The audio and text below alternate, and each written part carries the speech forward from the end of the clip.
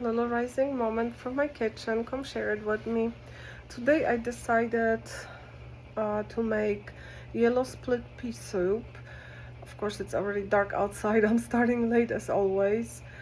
This is my attempt to fill my freezer with fast food, and I like to have soups frozen in little bowl jars. It's a quick lunch or dinner or whatever. So I'm gonna chop my ingredients up and get everything ready and show you what goes in it. Alright, so I got all my ingredients ready, so let me tell you what they are. 2 cups of chopped cubed ham, 5 medium potatoes. I got yellow. I think it called for red or Yukon, but I have yellow. I have 2 cups of yellow split peas. It calls for 1.5 cups, but the bag is, I believe, 2 cups. 1 medium onion chopped. I have like 3 celery stalks chopped.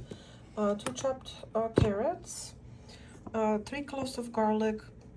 I think you can say this is way more. This is like double, but I've been sick and I've been using a lot of garlic and eating it fresh. 1/4 teaspoon of dry thyme or fresh thyme, salt and pepper, 4 cups of chicken stock and 8 cups of water, some olive oil, some parsley or dill for garnish. And you're gonna start by cooking the ham in a tablespoon of olive oil. So ham is cooking for about 5 minutes and some olive oil. So I have taken out the ham out of the pot and I added 1 tablespoon of butter. It says olive oil, but I just wanted to give it some buttery flavor. So now I'm going to cook this for about 5 minutes. And this is onions and celery. I'm not sure why, but the recipe says to add the garlic towards the very end when you are done cooking the soup. But I'm going to add it now to cook it a little bit, so it's not like raw garlic in the soup. And also, if you want your garlic to have the medicinal properties, you need to chop it up and let it sit chopped for like 10 to 15 minutes to release allicin. I'm not sure if I'm not killing the allicin by cooking it, but I always chop it soon, a little bit earlier before I add it to food, or especially if I'm eating it alone, like with bread for medicinal purposes. But I am gonna cook it today with the onions and celery. So this is what my onions and celery and garlic look like. Now I'm gonna add the ham back in, drained peas, 4 cups of chicken stock and 8 cups of water.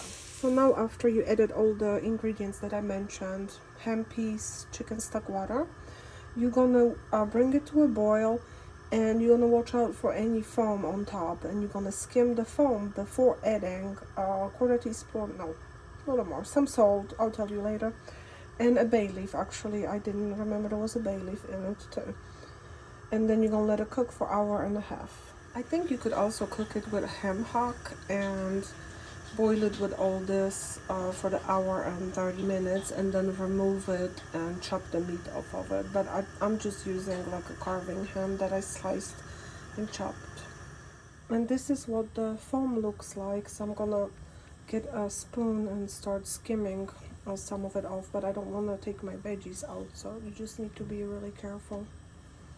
So I skimmed off some of the foam, but honestly, like it says to do it, I don't care. This is just the proteins and the starches kind of cooking out from the peas and coming up to the top. So it's not harmful or anything. It's just if you want to clear a soup. So now I'm gonna add 1 bay leaf, 1/2 teaspoon of salt and 1/4 teaspoon thyme. And I'm gonna lower the heat to simmer and cook it with the lid on 1 hour and 30 minutes. Only adding 1/2 teaspoon of salt right now. When you're done cooking, you're gonna taste it again and add salt and pepper.